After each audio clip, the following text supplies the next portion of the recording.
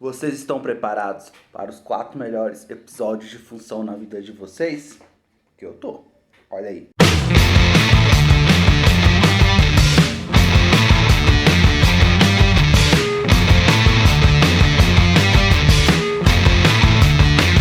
Fala pessoal, vamos começar então hoje. A aula vai ser dividida em 4 episódios. Essa temporada de fusão promete, viu? E nesses 4 episódios, cada aula vou trabalhar um assunto diferente com vocês. Importante que sigam o tópico em ordem, vocês vão entender bem melhor, tá bom?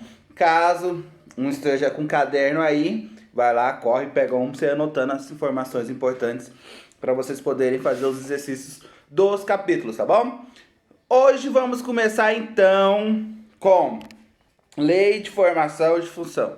Primeiramente, né? A gente já viu que função é uma relação entre dois conjuntos, porém a gente ainda não viu a parte prática desse processo. A gente não conseguiu visualizar ainda, porém veremos hoje nessa aula que vocês no final estarão aptos a criar essas leis de formações.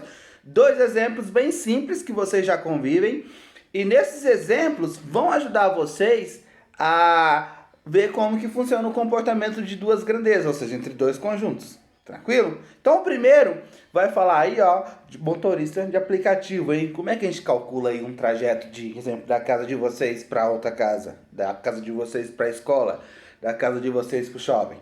Olha aí o primeiro momento. Então, pessoal, vamos calcular aqui, ó, um exemplo de lei de formação de aplicativo de transporte.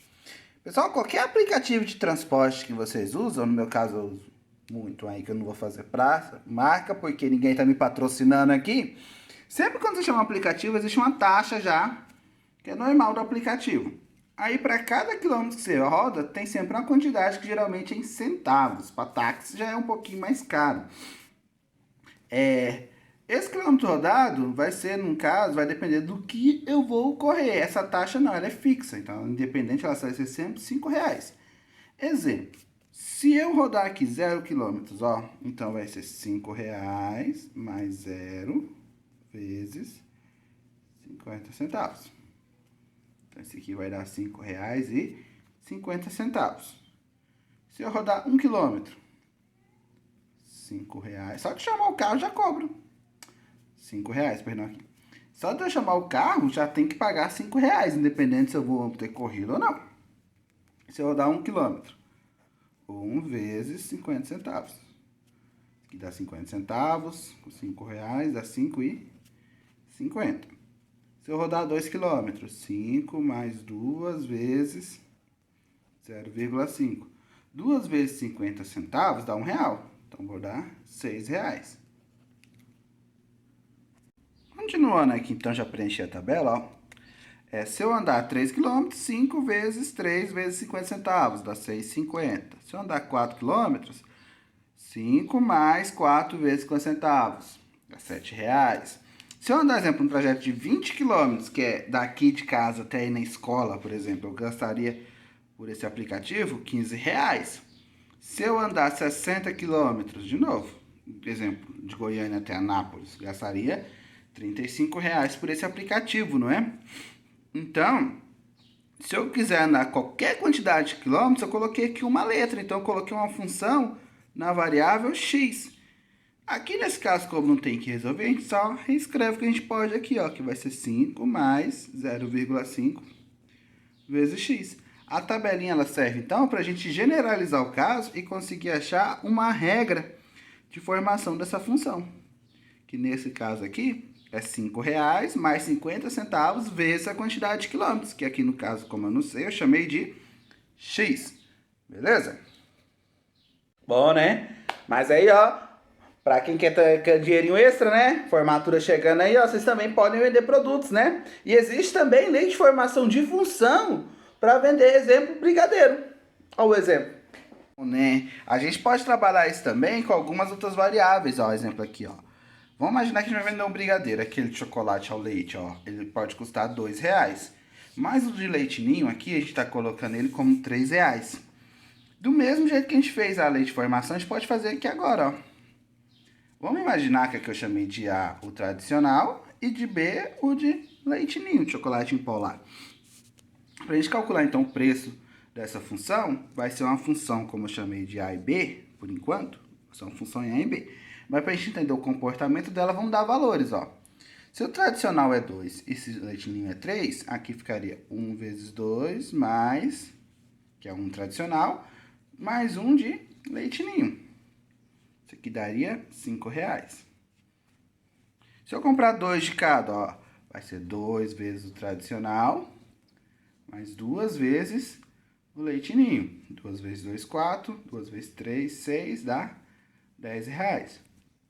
Continuando aqui, moçada, ó, pode ver que o que vai mudar aqui, o que vai variar, no nosso caso, nossa variável, é a quantidade de docinhos que eu compro. Ou do tradicional ou do leite ninho. Então, aqui nesse caso, se eu falar que eu vou comprar A docinhos tradicionais, então vai ser A vezes 2. Mas, se eu vou comprar B docinhos de leite ninho, vai ser B vezes 3. Como isso aqui eu não sei quem que é A e B, só que isso aqui eu posso escrever da seguinte forma. 2A mais 3B.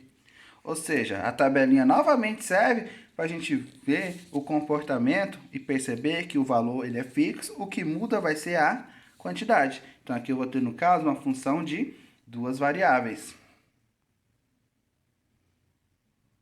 Tranquilo, né? Então, até agora, nós já vimos que existem funções de uma variável, de uma letra, ou de várias variáveis, duas ou mais. Porém, hoje nós vamos, tanto primeira série de ensino médio, tanto nono, nós vamos estudar sempre só funções com uma variável, tá bom? Funções simples. Essas funções vão se caracterizar através de algumas fórmulas, mas antes nós temos que entender algumas relações binárias entre elas, tá bom? Olha aí a ideia mais aprofundada hoje de domínio e imagem. Essas funções, elas podem também ser vistas através de uma lei de formação. Aqui no caso eu peguei duas leis de formações, ó. A primeira foi 2x mais 2, que é uma função f, e aqui uma função h na variável x, 2 elevado a x. Essas leis aqui agora, a gente tirou elas só como exemplo. Não existe uma solução que a gente modelou igual aquelas que a gente fez agorinha. Mas elas também servem para a gente ligar os diagramas, tá bom? Lembrando que sempre o primeiro conjunto eu vou chamar de x, que é o domínio, e y, que é o segundo conjunto, eu vou chamar de contradomínio, tá bom? Os elementos que corresponderem aqui eu vou chamar de imagem. Então, como que eu vou achar os elementos da imagem aqui do meu conjunto, ó? Eu sei que a função é essa daqui, não é? Se eu quero calcular aqui o f de menos 5, de novo, repito a função, não tem problema. Como quero achar? Quem que o menos 5 vai corresponder lá do outro lado? Ó, coloco aqui, no lugar do x, o menos 5. Então, vai ficar 2 vezes menos 5 mais 2. Então, a função no ponto de menos 5, pode ver que no lugar do x eu coloquei menos 5, fica menos 10 mais 2. Então, f de menos 5 é igual a menos 8. Então, 5 aqui liga no menos 8. Tá vendo?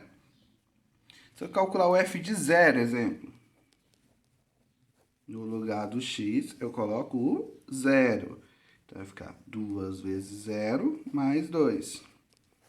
2 vezes 0, isso aqui eu posso cortar, dá 0. Sobra só 2. Então, o f de 0 é 2. Eu posso vir aqui, ó, e posso ligar.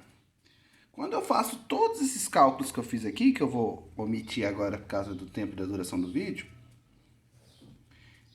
eu percebo que aqui, todos os elementos que eu liguei aqui, ó, que estão aqui dentro desse subconjunto, eu vou chamar de imagem.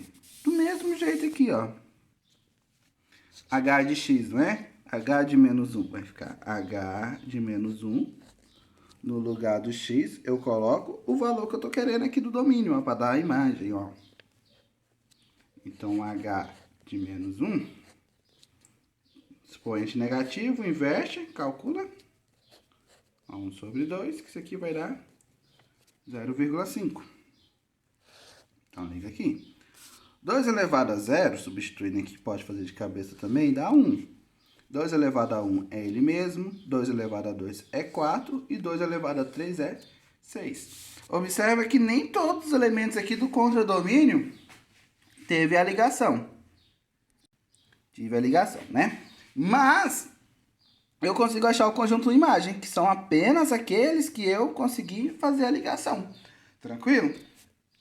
Tá todos ligados e não tá todos ligados, encaixa em alguma dessas funções aqui, ó. E o desafio de vocês, recomendo usar o livro ou a internet, dependendo da turma, quando que uma função vai ser injetora, quando que vai ser bijetora, ou isso também fala injetiva, objetiva, ou sobrejetora, ou sobrejetiva também, tá bom? Dá uma olhadinha lá e levem para mim na próxima aula, beleza? Então, lembrando, domínio são os valores que eu dou, imagem são os que eu descubro. Lembrando que o domínio é para x e a imagem é para y. O contradomínio também faz parte do conjunto y, beleza? E aí, vocês vão conseguir me responder esse desafio, hein? Quem conseguir, ó, na próxima aula me manda lá a resposta, tá bom? Guarda os comentários, viu? Inclusive no livro da primeira série já tem. E no livro do 9º ano é muito fácil de achar também. Basta dar uma olhadinha lá, tá bom? Caso vocês não encontram, eu tenho vários sites, vários vídeos sugerindo aí para ajudar vocês nesse desafio, ok? Então, pessoal, na aula de hoje nós estudamos como que se gera uma lei de formação de função. Estudamos também algumas relações binárias entre funções, né? O que é o domínio, o que é a imagem, como que a gente gera isso. E na próxima aula, nós vamos estudar, então, como vou fazer gráficos dessa função, como que a gente vai colocar essas relações em um plano cartesiano, que é muito fácil também, tá bom, pessoal? Até lá!